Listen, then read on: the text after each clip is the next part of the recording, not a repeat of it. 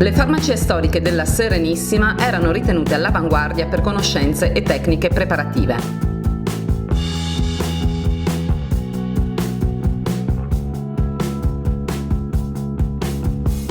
Molti aspiranti speziali stranieri e italiani trascorrevano un periodo di perfezionamento nelle spezierie veneziane.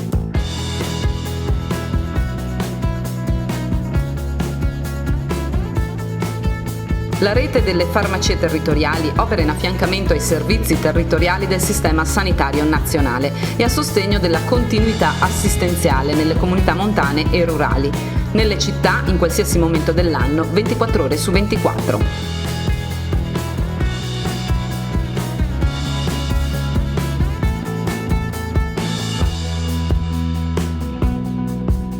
La farmacia dei servizi. Secondo quanto previsto dalla legge, la farmacia, oltre alla distribuzione del farmaco, eroga servizi supplementari.